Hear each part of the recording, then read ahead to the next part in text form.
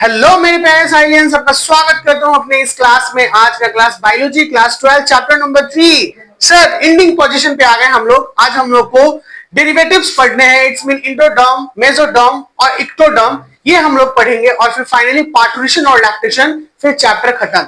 हमने स्टार्ट किया सर, हमने एकदम स्टार्ट किया बेसिक से। सर रिप्रोडक्शन होता क्या है, ह्यूमन रिप्रोडक्शन क्या होता है, ह्यूमन रिप्रोडक्शन में क्या होते हैं। तो definitely we are unisexual, male female अलग होते हैं। सर फिर मेल फीमेल अलग होते हैं तो उनके गोनैड्स भी अलग होंगे। उनके गोनैड्स में उनके सेक्सेस जब अलग होंगे तो प्राइमरी सेक्स ऑर्गन और सेकेंडरी सेक्स ऑर्गन भी होंगे। जब ये दोनों होंगे तो इनका डेवलपमेंट भी होगा क्योंकि ये गैमेट्स को प्रोड्यूस करेंगे। सर ये गैमेट्स को प्रोड्यूस कर रहे हैं तो गैमेट्स का प्रोडक्शन के बाद गैमेट्स का मिलना भी तो होता है। तो गैमेट्स के प्रोडक्शन को हमने दो भागों में बांटा। इसके इवेंट के बारे में बात करें, पहला pre fertilisation event. Pre fertilisation event में दो पार्ट में इसको बांटा गया, गैमेटोजेनेसिस और gamete transfer. Sir gamete transfer हो गया, गैमेट ट्रांसफर के बाद फर्टिलाइजेशन हुआ, ये एक दूसरा इवेंट कहलाया। सर फर्टिलाइजेशन के बाद तीसरे इवेंट पे हम लोग आए जिसका नाम है पोस्ट फर्टिलाइजेशन इवेंट, जिसमें एम्ब्रियोजेनेसिस और एम्ब्रियोनिक डेवलपमेंट होगा। तो एम्ब्रियोजेनेसिस के बारे में हमने पढ़ लिया। अब हम लोग डेवलपमेंट के दौरान में कैसे एम्ब्रियो में बदलाव आता है हम लोग उसके बारे में पढ़ेंगे। ओके चलिए ना, देखिए देखते हुए चलते हैं कि sir what we have studied in the complete classes. देखिए यहां से हमने स्टार्ट किया।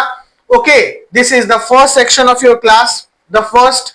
यहां से हमने स्टार्ट किया इंट्रोडक्शन से। इंट्रोडक्शन के बाद हमने primary sex organ, secondary sex organ लिया, टेस्टिस को बहुत अच्छे से पढ़ा, डिफरेंसेस पढ़े प्राइमरी सेकेंडरी मतलब प्राइमरी सेकेंडरी सेक्स ऑर्गन में, मेल रिप्रोडक्टिव सिस्टम पढ़ा फुल डिटेल में जो कि एग्जामिनेशन के लिए बहुत ही इंपॉर्टेंट है। टेस्टिस को पढ़ा फुल डिटेल में, सेकेंडरी सेक्स ऑर्गन को पढ़ा फुल डिटेल में, फिर हमने स्पर्म को पढ़ा फुल डिटेल में, फिर हमने बहुत सारे ग्लैंड्स के बारे में पढ़े, प्रोस्टेट ग्लैंड हमने पढ़ा, बल्ब यूथरल ग्लैंड हमने पढ़ा, ये सब पढ़े। Hormonal control of male reproductive system भी हमने पढ़ा सर। फिर नाउ द नेक्स्ट कम जो हमने आया हम लोग फीमेल के ऊपर है, फीमेल रिप्रोडक्टिव सिस्टम हमने स्टार्ट किया। पूरे डिटेल में हमने फीमेल रिप्रोडक्टिव सिस्टम अच्छे से पढ़ा, ओवरी पढ़ा, फिर सेकेंडरी सेक्सुअल कैरेक्टर इसमें और सेकेंडरी सेक्स ऑर्गन भी पढ़ा हमने फीमेल में, जिसमें यूटेरस, फिर female external genitalia, these are completed in here. Bartholin gland, mammary gland, hormonal control of functions सब हो गया। गैमेटोजेनेसिस क्या है, हमने स्पर्म को बनाया, हमने ओवम को बनाया सर। ये दोनों जब कंप्लीट हो गए, कैसे कैसे वर्क करते हैं सब हमने समझा, फिर डिफरेंसेस पढ़ा। फिर उसके बाद अगर फर्टिलाइजेशन नहीं होता है तो हमने मेंस्ट्रुएशन को पढ़ा। इसको 4 फेज में बांटा गया मेंस्ट्रुएशन को। ठीक है, कौन कौन सा फेज था, 4 फेज। पहला से ले लीजिए, फर्स्ट से ले लीजिए कोई भी साइकिल से। पहला कौन है, फॉलिकुलर फेज, दूसरा कौन है ओवुलेटरी फेज, तीसरा कौन है लिटरल फेज और चौथा कौन है मेंस्ट्रुअल फेज। ठीक है, ये सब याद कर लीजिएगा। फर्टिलाइजेशन, इम्प्लांटेशन, फर्टिलाइजेशन हो गया, इम्प्लांट कहां पे होता है, इंडोमेट्रियम वॉल में होता है सर। यहां तक आपने लास्ट क्लास में कंप्लीट करा दिया।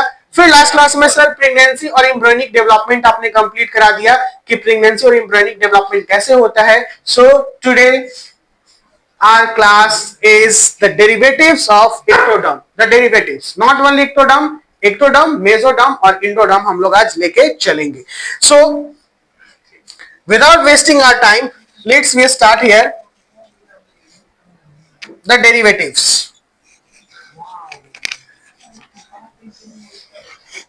ये आपका जो सेशन है बच्चा, ध्यान दीजिएगा, ये जो है ये बहुत ही मायने रखता है। अगर आप रियली जब पढ़ रहे हो रिप्रोडक्शन, तो बेबी का डेवलपमेंट के समय में क्या क्या बेबी डेवलपमेंट होता है एक जाइगोट से, जो कि 1 सेल था जिसमें 2 न्यूक्लियस पाया गया था, मेल और फीमेल का, तभी वो कंप्लीट हुआ था। देखे थे ना, एक न्यूक्लियस फीमेल का था और एक न्यूक्लियस मेल का। जब दोनों आपस में आए तो क्या बन गया, जाइगोट बन गया, यानी एक कंप्लीट सेल बना। अब वो सेल डेवलप कर रहा है, तो डेवलप में हम लोग जाने कि डेरिवेटिव सर 3 होते हैं। कितने डेरिवेटिव्स होते हैं सर? सर डेरिवेटिव्स कितने होते हैं सर? नहीं बोलिएगा sir, how many derivatives? Sir derivatives 3 होते हैं। This is the first layer, this is the second layer और this is the third layer. Okay, ये डेरिवेटिव्स है सर। और इसी डेरिवेटिव्स को हमने 3 भागों में बांटा। The outer one is known as ecto, the middle one is known as meso और the inner one is known as endo. What? Endo. अब कैसे कैसे कहां पे बनेगा, हम लोग इक्टोडर्म पढ़ रहे हैं। इक्टोडर्म का मतलब होता है आउटर लेयर। आउटर लेयर में क्या क्या बनेगा, आउटर लेयर में क्या क्या बनेगा। बच्चा ध्यान दीजिए, बुदबुदाइए नहीं। Skin, epidermis and their pigment cells. Skin, epidermis. Skin को हम लोग एपिडर्मिस के रूप में भी जानते हैं। एपी का मतलब क्या होता है? दैट इज द अप, और डर्मिस का मतलब होता है लेयर।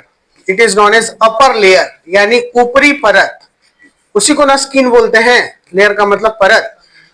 तो skin is epidermis and their pigment cell, और इसके पिगमेंट सेल होते हैं। We know that here we are the lots of pigment the found. The first one is melanin pigment. Melanin की वजह से हमारा स्किन का कलर बनता है, पता है ना आप लोगों को। Mucosal membrane of lips, cheeks, gums, basal portion of mouth, some part of palate और नेजल अपर्चर बनेगा। यानी इक्टोडर्म में इतने सारे चीज बनेंगे, लेकिन ये आउटर लेयर का बनेगा। किसका बनेगा? आउटर लेयर का। जरूरी नहीं कि ये इतना नाम लिख दिया तो मिडिल लेयर में नहीं लिखेगा, मिडिल लेयर में भी आ सकता है। तो देखिए, mucosal membrane of lips, lips का अंदर वाला membrane, mucosal, that is outer layer of membrane, that is mucosal lips. Cheek यानी गाल, गम्स यानी मसूड़े, basal portion of mouth, mouth का basal portion, some part of palate यानी तालू, और नेजल अपर्चर यानी ये वाला भाग। तो ये इतने भाग आपसे पूछ सकता है कि गम्स कहां पे बनता है, किस लेयर में? इक्टोडर्म में। गम्स कहां पे बनता है? इक्टोडर्म में। आपसे पूछ सकता है कि बेसल पोर्शन ऑफ माउथ का लेयर कहां पे बनता है? इक्टोडर्म में। ये क्वेश्चन करता है, इसीलिए बहुत ही वीवीआई है, कॉम्प्लिकेटेड है, क्योंकि ईच एंड एवरी पार्ट को हमें याद रखना पड़ता है। आप याद रखिएगा, लिप्स, चिक्स, गम्स, माउथ, ये पैलेट का मतलब होता है तालू, और नेजल अपर्चर यानी ये कहां पे बना? इक्टोडर्म में। Lower parts of anal canal, anal canal यानी जो हमारा गुदा द्वार वाला कैनाल होता है, लोअर पार्ट्स, निचला वाला भाग, ये भी एपिडर्मिस में बना। ग्लैंस पेनिस, आपको पेनिस पढ़ाया गया था। ग्लैंस पेनिस यानी टिप ऑफ, जो ऊपरी वाला पार्ट होता है, glans penis, tip of the penis, ये इक्टोडर्म में। Labia majora and outer part of labia minora, ये कहां पे बना? इक्टोडर्म में, फीमेल का था। Anterior epithelium of cornea, epithelium of conjunctiva, ciliary body and iris, iris of eyes, यानी आईज के पार्ट भी आपको कहां पे बनना है? इक्टोडर्म में। हाँ हाँ। Outer face of tympanic membrane, जब भी टिम्पेनिक नाम आ जाएगा ये कान हो जाएगा। क्या हो जाएगा? कान। एपिथेलियम ऑफ लैबिरिंथ, ये जो आ जाएंगे ये भी क्या बनेंगे? इक्टोडर्म में बनेंगे। ग्लैंड्स, ग्लैंड्स में एक्सोक्राइन ग्लैंड में क्या बनेगा? Sweat gland, sebaceous gland, parotid gland, mammary gland, lacrimal gland, ये जो बनते हैं ये कहां बनेंगे? इक्टोडर्म में बनेंगे। Next, endocrine gland, hypophysis cerebri and adrenal medulla, ये जो है ये इंडोक्राइन ग्लैंड है। Hair, nails, enamel of teeth, lens of eye, nervous system, these are all ectoderm derivatives. ये सब कहां के हैं? इक्टोडर्म डेरिवेटिव्स हैं। क्या बोल रहे हो? देखो, ये जो इंडोक्राइन ग्लैंड है, एड्रिनल मेडुला कहां पे पाया जाता है? जब भी एड्रिनल नाम आ जाएगा ये किडनी से जुड़ा हुआ हो जाएगा, किडनी से, ठीक है ना। और सेरिब्री जब नाम आ जाएगा तो किससे जुड़ा हुआ हो जाएगा? जब भी cerebri, that related to cerebrum, ठीक है ना। यानी ये ब्रेन वाला पार्ट हो गया, हाँ वाला पार्ट हो गया, हाइपोफाइसिस सेरिब्रम।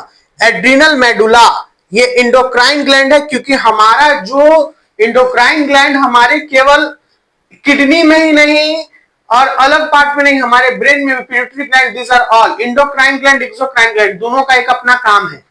एक डक्ट के थ्रू अपने हार्मोन को सिक्रीट करता है और एक डक्टलेस हार्मोन को सिक्रीट करता है। तो हार्मोन जो इंडोक्राइन ग्लैंड और एक्सोक्राइन ग्लैंड के बारे में बात करेगा, this are all responsible for secreting the hormonal system, और हार्मोनल सिस्टम को कंसिस्ट करेगा ये।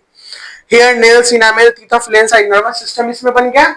हमारा यहाँ पे इक्टोडर्म डेरिवेटिव्स कंप्लीट हो रहा है।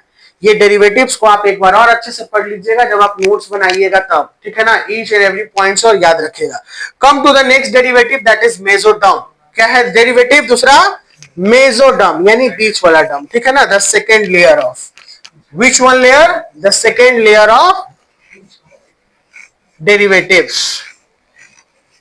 कम to the point. Connective tissue, superficial and deep fascia, ligaments, tendons, dermis of a screen from dermatome, ये सब बनेंगे कहां पे? मेसोडर्म में। पहला लेयर का काम खत्म हो गया, और नहीं तो जब आप फिगर बनाइएगा पूरा एक पेज ले लीजिएगा। क्या ले लीजिएगा? एक पेज ले लीजिएगा और पूरा बड़ा गोल घेरिएगा, पहला लेयर के लिए, दूसरा लेयर के लिए और तीसरा लेयर के लिए। पहला लेयर में जितना भी नाम है यहां पर, ठीक है ना, सबको छोटा छोटा लिख दीजिएगा, ये जल्दी याद हो जाएगा। फिर दूसरे लेयर में, this is the first second, दूसरे लेयर में ये सब नाम लिख दीजिएगा, जल्दी याद हो जाएगा। हाँ, कहता है specialised connective tissue like adipose tissue, reticular tissue और बोन्स और कार्टिलेज, ये कहां पे बना? मेसोडर्म में। तो हम क्या देख रहे हैं? मोस्टली ये बोन्स, कार्टिलेज, कनेक्टिव टिश्यू, इसके बारे में किस लेयर में बात कर रहा है? मेसोडर्म में बात कर रहा है। यानी बीच वाले लेयर में तिथ बना। तिथ भी क्या है? It is a type of a bone, bone ही का टाइप है ना तिथ। कैल्शियम कार्बोनेट बहुत इंपॉर्टेंट होता है उसमें। ऑल मसल्स बनेंगे किसमें? मेसोडर्म में। Heart, all blood vessels and blood cells बनेंगे मेसोडर्म में। हार्ट कहां पे बनेगा? मेसोडर्म में। किडनी, यूटेरस, क्या है? Urinary bladder, posterior urethra of female, upper glandular parts of prostate, ये सब कहां पे बना? मेसोडर्म में। ओवरीज, यूटेराइन ट्यूब्स, मेसोडर्म में। Testis, epididymis, vas deferens, seminal vesicles, ejaculatory duct, mesoderm में। प्लूरल कैविटीज, प्लूरल कैविटीज किससे रिलेटेड होता है ये बताइए आप लोग? नहीं, गलत जवाब, माउथ से रिलेटेड नहीं है। प्लूरल कैविटीज किससे रिलेटेड होता है? जो 11th पढ़े हैं अगर नहीं बता रहे हैं तो फिर बेड़ा गर्क है, ठीक है। हमसे जो 11th पढ़े और नहीं बता रहे हैं, बेड़ा गर्क है। ये लंग्स में पाया जाता है, ठीक है। एक्सचेंज ऑफ गैसेस में आपको जब लंग्स पढ़ा रहे होंगे तो मैंने बताया था कि एक प्लूरल कैविटीज होता है लंग्स के अंदर, ठीक है ना। प्लूरल कैविटी का एक अपना काम होता है, फ्रिक्शन लेस बनाता है। क्या बनाता है? Pleural cavity. Peritoneum cavity and pericardial cavity, ये सारे किस में पाए गए? मेसोडर्म में। Joints, mesoderm. Cornea, sclera, chloride, cornea किसका है? आई का। आई इक्टोडर्म में भी है और मेसोडर्म में भी फॉर्मेशन हो रहा है। Ciliary body of iris and related material. फिर माइक्रोग्लिया, ड्यूरामेटर, ठीक है। ये सब किसमें बनेंगे? ये माइक्रोग्लिया और ड्यूरामेटर किसके पार्ट है? बता दीजिए, बता दीजिए तो हम देंगे कुछ हो आप लोगों को। माइक्रोग्लिया और ड्यूरामेटर किसका पार्ट है? बताइए तो अभी मिलेगा टॉफी आप लोगों को। चलिए हम नहीं बताएंगे। हाँ देखिए, इसमें जो जो अब आप लोग को होमवर्क क्या मिल रहा है हम बता देंगे, फिर आप छोड़ दीजिएगा, नहीं कीजिएगा। आपके कॉपी में ये मिलना चाहिए मुझे। ये जितने भी नए नए वर्ड हैं और आपको लग रहा है कि ये कहां पे, आप जानते हैं कि ओवरीज कहां पाया जाता है? ओवरीज कहां है? फीमेल में। तो आप क्यों नहीं जानते कि माइक्रोगिलिया और ड्यूरामेटर कहां पे पाया जाता है? तो क्योंकि आपका लैक ऑफ नॉलेज है। इस नॉलेज को भरपूर करने के लिए आपको होमवर्क में अभी पीछे से लेकर आगे तक जो भी नए वर्ड्स है, जैसे टिम्पैनिक मेम्ब्रेन आप लोगों ने नहीं बताया, ये कहां पे पाया जाता है? इसका ऑर्गेन का नाम लिखना है, ऑर्गेन के पार्ट्स और ऑर्गेन का नाम लिखना है कि ये कहां पे पाया जाता है, कहां पाया जाता है, ठीक है। ये सब आपको होमवर्क में लिख के लाना, मैं कल चेक करूंगा। आइए, this is the last derivative of today class, यानी थर्ड डेरिवेटिव्स में हमने क्या पढ़ा? इंडोडर्म को पढ़ा। किसको पढ़ा? इंडोडर्म। चलिए ना इंडोडर्म देख लेते हैं बच्चा, क्या देख लेते हैं? इंडोडर्म। इंडोडर्म कौन सा लेयर होता है सर? सर अंतिम लेयर होता है। ये बाहरी लेयर आपने बना दिया, एक लेयर बना दिया, हाँ। और ये जो अंदर वाला लेयर है इसको हम लोग क्या कहते हैं? इंडो। क्या कहते हैं? Indo. Epithelial part of mouth, mouth का एपिथेलियल पार्ट बाहरी वाला। माइक्रोगलिया नहीं, माइक्रोगिलिया होता है। Some part of palate, tongue, tonsil, pharynx, esophagus और stomach, a small and large intestine, upper part of anal canal। देखिए, lower part of anal canal जो था वो कहां बना था? एक्टोडर्म में। और upper part of anal canal कहां पे बना? इंडोडर्म में। ये सब याद रखिए। मैंने क्या कहा अभी कि सब लेयर में इन सब का नाम लिख लेना है। Pharyngotympanic tube, middle ear, inner face of tympanic membrane. देखिए बार बार आ रहा है टिम्पैनिक, और मैंने अभी जस्ट बताया था टिम्पैनिक किससे रिलेटेड है? टिम्पैनिक किससे रिलेटेड है? लीवर से है। दूध थाप मारेंगे नच के गिर जाओगे। कान से है टिम्पैनिक मेम्ब्रेन। अभी जस्ट बताया ना टिम्पैनम, जब भी बात करेगा टिम्पैनम इसका मतलब। अच्छा, ये जो नाम है फेरिंगो, ई किससे रिलेटेड है? हाँ, फेरिंग से रिलेटेड है। किससे रिलेटेड है? फेरिंग, उसी से। फेरिंगो टिम्पैनिक ट्यूब। हम लोग को पता है कि हमारा कान, सारे ये वाला भाग यानी हेड का, ये सब एक दूसरे से कनेक्टेड होता है, जुड़ा होता है। अगर आप ये वो इन्हें कान दर्द करेगा तो यू गिल्टी हो जाएगा, दांत दर्द करेगा तो यू गिल्टी हो जाएगा, कंठ दर्द करेगा तो ये गिल्टी हो जाएगा। इसीलिए इसके जो डॉक्टर बनते हैं उनको हम लोग कहते हैं ENT स्पेशलिस्ट, यानी आई, ईयर, नोज, टंग, थ्रोट, टी से थ्रोट भी गला, ये सब जो होते हैं इसके स्पेशलिस्ट, यानी पूरे रेस्पिरेटरी ट्रैक्ट, यानी सब चीज को देखते हैं। रेस्पिरेटरी ट्रैक्ट बनेगा इंडो डेरिवेटिव्स में gall bladder, pancreatic duct, major portion of urinary bladder, complete urethra and female except posterior part, complete urethra of the male except anterior and posterior part, whole inner parts of vaginal including inner face of labia minora, ये सारे part बनाए। Glands में exocrine gland जिसमें liver और pancreas आया, endocrine gland जिसमें thyroid, पैराथोराइड, thymus, islets और islets of Langerhans. ये हाँ, ये कहां पे पाया जाता है? आइलेट ऑफ लैंगरहैंस, आंख से है नहीं? हाँ नहीं, दो थप मारेंगे ना सबको क्या हो गया है मेरा बच्चा लोग को? बायोलॉजी पढ़ रहा है बायो किंग से। किंग तो छोड़ो, हमको तुम क्या बोलते हैं, भिखारी भी नहीं बना के छोड़ोगे लगता है। ऐसा मतलब दम सीधे सर नाम सब पढ़े हो। आइलेट ऑफ लैंगरहैंस डाइजेशन में पढ़ाई नहीं थे 11th में हम तुम लोगों को? कहा है ऐसे कर, तुम लोग तो नहीं पढ़ा, जो पढ़ा है हमसे 11th तो बता सकता है ना आइलेट ऑफ लैंगरहैंस। तो कही देखिए सर, ये इसके पीछे वजह है कि आपने रिवीजन नहीं किया, बहुत कुछ छोड़ा है। आइलेट ऑफ लैंगरहैंस आपके डाइजेशन वाले पोर्शन से रिलेटेड है और खास करके पैंक्रियाज से, देख लिया होगा शायद, आइलेट ऑफ लैंगरहैंस, ठीक है। In addition to the above, the gland of gastrointestinal tract, major part of prostate and also formed endoderm. ये formed by किसके द्वारा? एंडोडर्म के द्वारा। तो सर हमने इसमें किसके बारे में देखा? अभी बेबी के ऑर्गेनोजेनेसिस के बारे में हम लोग पढ़ रहे हैं। क्या पढ़ रहे हैं? ऑर्गेनोजेनेसिस, यानी बेबी का ऑर्गेन, इक्टोडर्म, मेसोडर्म, एंडोडर्म कैसे कैसे बन रहा है, यानी ऑर्गेन कैसे डेवलप हो रहा है बेबी में। हम लोगों का ये सीन था अभी में जो हम लोग पढ़ रहे थे, क्योंकि हमने लास्ट क्लास में आपको कहां पे छोड़ा था? यहीं पे छोड़ा था सर, ऑर्गेनोजेनेसिस पे छोड़ा था। कहां छोड़ा था? ऑर्गेनोजेनेसिस। और इसी के बाद आपको हमने डेरिवेटिव्स पढ़ाने शुरू किए, डेरिवेटिव्स ऑफ ऑर्गेन का फॉर्मेशन होना। यही ऑर्गेन का फॉर्मेशन हो रहा है बेबी में, बेबी धीरे धीरे डेवलप करेगा। This is known as embryogenesis, इसी को एम्ब्रियोजेनेसिस भी करे। एम्ब्रियो बड़ा हो रहा है, अब एम्ब्रियो बड़ा हो गया भैया। क्या हो गया? नहीं बोलिएगा, एम्ब्रियो बड़ा हो गया। एम्ब्रियो किसमें चेंज हो गया? एम्ब्रियो किसमें चेंज हो गया? बेबी में। द बेबी, जिसको हम लोग फीटस भी कहेंगे। क्या कहेंगे? फीटस। इस फीटस को भ्रूण कहते हैं, एम्ब्रियो को भी भ्रूण कहते हैं। अब बेबी कितने मंथ में बड़ा हो गया? कितने महीने? 9 मंथ। इस 9 मंथ को हम एक नाम देते हैं, इसका नाम है जेस्टेशन पीरियड। कौन पीरियड? Gestation period. ये लगभग 280 दिन लेते हैं। कितना दिन? 280 दिन। सर कैसे 280 दिन सर? तो सर 9 × 30, 9 × 27 हो गया ना, 270 दिन। आगे पीछे 10 दिन हम लोग मान लेते हैं। हाँ, आगे पीछे 10 दिन हम लोग ले लेते हैं, आगे पीछे 10 दिन लेते हैं हम लोग, ठीक है। सो एग्जैक्टली 266 डेज है, लेकिन 280 डेज आगे पीछे 10 दिन लेके हम लोग मान के चलते हैं। So now here we are, gestation period complete हो गया। अब क्या होना है सर? पार्टुरेशन होना है। सर पार्टुरेशन होता क्या है? जब बेबी बाहर आता है चाइल्ड बर्थ का, उसको हम लोग कहते हैं पार्टुरेशन। और सर जैसे ही पार्टुरेशन हो जाता है, एक तुरंत चैनल जुड़ा हुआ होता है जिसको कहते हैं लैक्टेशन, यानी माता को दूध आना शुरू हो जाता है, मिल्क प्रोडक्शन शुरू हो जाता है, जो अपने बेबी को मिल्क पिलाती है, फीड कराती है। माँ का दूध सबसे सर्वोत्तम, हर एक डॉक्टर बोलता है, हर एक एडवर्टीजमेंट में है, माँ के दूध से बढ़िया कोई दूध नहीं है। इसलिए बच्चे को तुरंत माँ का दूध पिलाना बहुत जरूरी होता है, क्योंकि बाहरी दुनिया से माँ का दूध ही उसे बचाता है।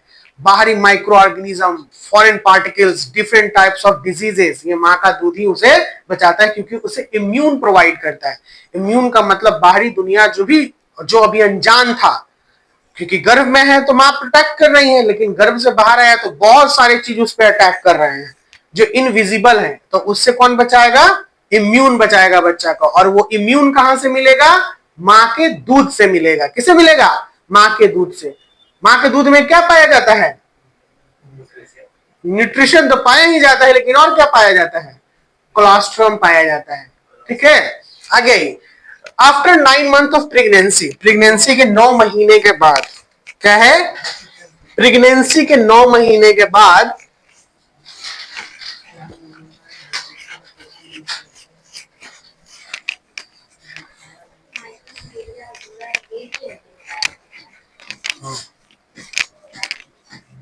ध्यान दीजिएगा, प्रेगनेंसी के 9 महीने के बाद, कितने महीने के बाद, 9 महीने के बाद जब बेबी फुली डेवलप हो जाता है, जिसे फीटस कहते हैं, अब रेडी फॉर डिलीवरी है, क्या है, रेडी फॉर डिलीवरी, यानी अब बाहर आने के लिए तैयार है।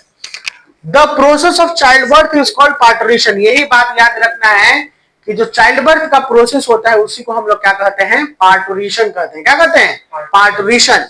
Sir, it induced by a complex neuroendocrine mechanism involving cortisol, estrogen and oxytocin।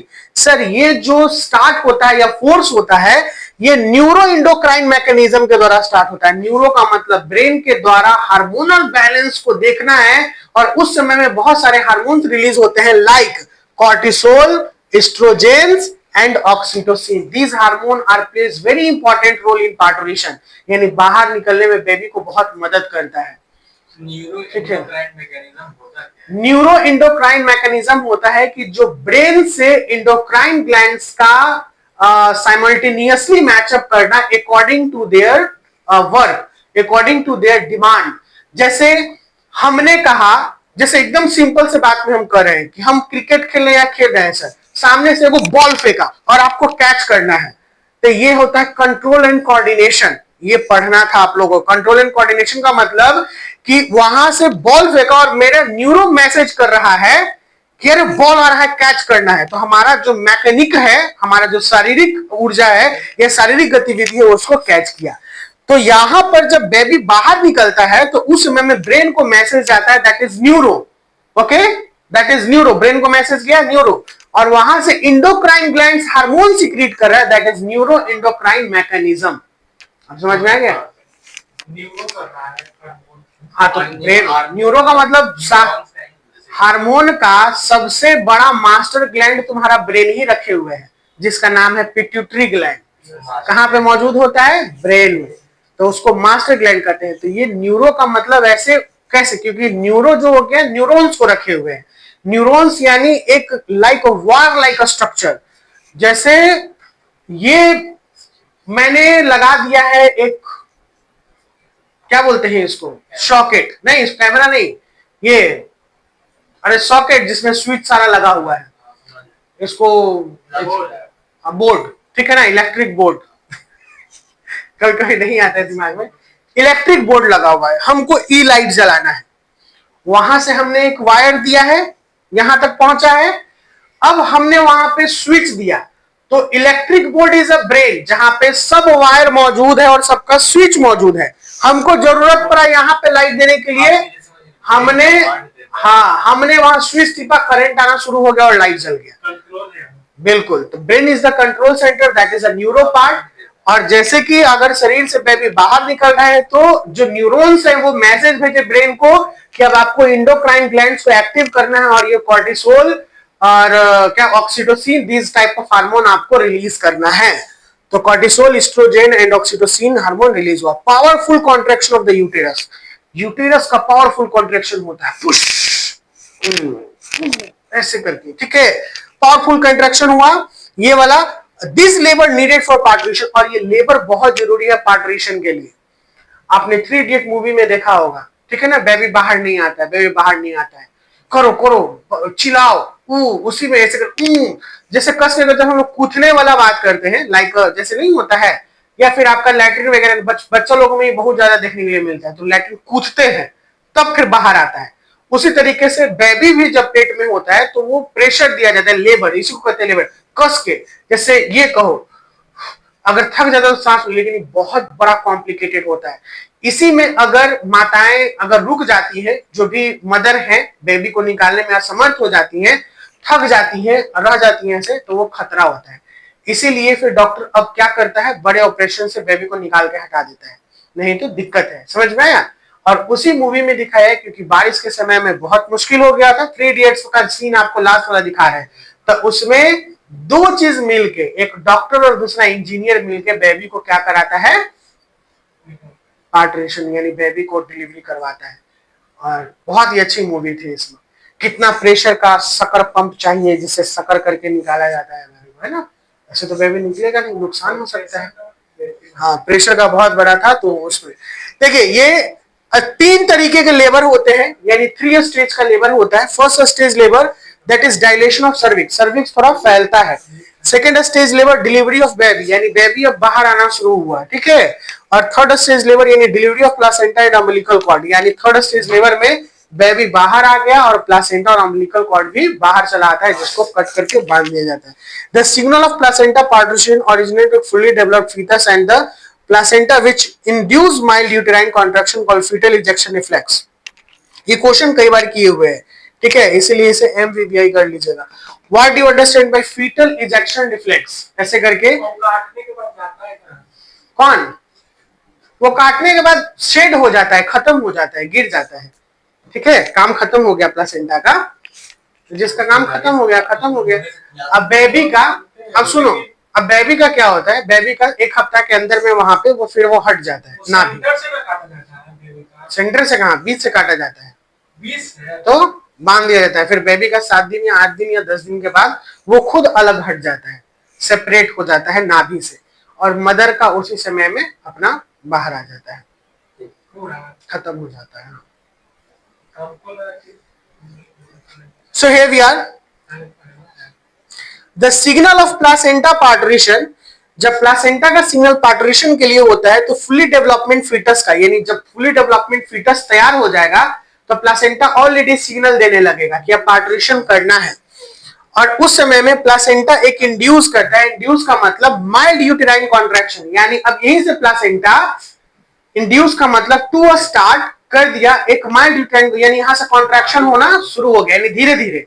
और जब कॉन्ट्रैक्शन होना शुरू होता है तो यहीं पे एक चीज रिलीज होता है, that is a water waiters jelly, जो आपने पढ़ा था, जो था ना एमनियोटिक फ्लूइड, जो जिसमें बेबी तैरते रहता है, वही हल्का सा निकलता है, जिसी को हम लोग, जो यूटेराइन कॉन्ट्रैक्शन होता है, माइल्ड यूटेराइन कॉन्ट्रैक्शन, इसी को फीटल इजेक्शन रिफ्लेक्स कहते हैं, और ये प्लासेंटल पार्टीशन के द्वारा होता है। Fetal ejection reflex induces oxytocin release from the posterior pituitary, कहां से देखो निकल रहा है, posterior pituitary से ऑक्सीटोसिन रिलीज हो रहा है fetal efflection reflex के दौरान, जो कि यूटेराइन मसल पर एक्ट करता है और स्ट्रॉन्गर यूटेराइन कॉन्ट्रैक्शन को लीड करता है। तो ऑक्सीटोसिन का हार्मोन का बहुत बड़ा रोल है यूटेराइन के, हाँ, यूटेराइन को पूरा कॉन्ट्रैक्ट करना ताकि बेबी बाहर चला है। जेस्टेशन पीरियड मैंने समझा दिया, length of time of conception to birth, जैसे गर्भधारण से लेकर बर्थ तक ये पीरियड 280 डेज का अप्रोक्सीमेटली माना गया, कैलकुलेटेड। लास्ट मेंस्ट्रुएशन से, हालांकि ये जो होता है वो 266 डेज का होता है, अगर कैलकुलेट किया जाए तो 266 डेज। मैंने यहाँ पे क्या लिखा है, 270 लिखा है ना, 270, जैसे डायरेक्टली मैंने यहाँ कैलकुलेशन कर दिया, 9 या 27 270, लेकिन ये 266 डेज का। Memory gland differentiated during pregnancy and secret milk after child birth, memory gland धीरे धीरे चाइल्ड बर्थ के दौरान में ये डिफरेंशिएट करते रहता है, और फाइनली चाइल्ड बर्थ होने के बाद मिल्क को क्या होना शुरू हो जाता है, सिक्रीशन होना शुरू हो जाता है। The new born baby is fed milk the mother, mother के द्वारा मिल्क को फेड करवाया जाता है, जिसको हम लोग लैक्टेशन कहते हैं। आपका लैक्टेशन भी क्लियर हो गया। During the initial few month of growth, शुरुआत के कुछ महीनों में ये बहुत जरूरी होता है। Milk produce during the initial few days is lactation called colostrum, जो शुरुआत के दिनों में मिल्क जो बनता है माता का, उसमें जो लैक्टेशन कुछ दिन होता है, इसको क्या बोलते हैं, कोलोस्ट्रम। विच कंटेन, क्या रखे हुए, सेवरल एंटीबॉडीज और absolutely essential to develop resistance from newborn babies. नए बेबीज को बॉर्न के लिए, उसके रेजिस्टिविटी के लिए, रोग प्रतिरोधक क्षमता को बढ़ाए रखने के लिए ये जरूरी है। क्या जरूरी है, ये जरूरी है सर। अब sir, this is the last page of our today class. Animal में जेस्टेशन पीरियड कितने कितने दिन का होता है, माउस में 19 से 20 दिन का, रैट में 20 से 22 दिन का, इसीलिए बहुत जल्दी जल्दी वो लोग करते हैं। रैबिट में 28 से 32 दिन का, कैट में 52 से 65 दिन का, ठीक है, यानी 2 महीने में हर एक बार बिलीफ जन्म दे सकती है बच्चा को। डॉग का 60 से 65 दिन का, पिग का 112 से 120 दिन का, गोट का 145 से 155 दिन, मैन का 270 से 290 दिन, काउ का 275 से 290 दिन, दैट इज 36 वीक। ओके, और हॉर्स का 330 टू 345 डेज, और एलिफेंट का सबसे ज्यादा होता है मैक्सिमम 607 टू 641 डेज। ये gestation period of some animal है। और स्टूडेंट्स लिख लेना है, today class is over, the human reproduction chapter is completed। Question answer इसका आप लोगों को दे दिया जाएगा अगले वीक में, बना लीजिएगा, समझा भी देंगे हम, ठीक है ना। क्यूआर में जनरेट कर दो, हाँ इसी में है, बना लीजिएगा, समझा देंगे। और बहुत जल्द मिलते हैं नेक्स्ट चैप्टर के साथ, न्यू चैप्टर के साथ, जिसका नाम है reproductive health. Bye bye, take care, see you soon.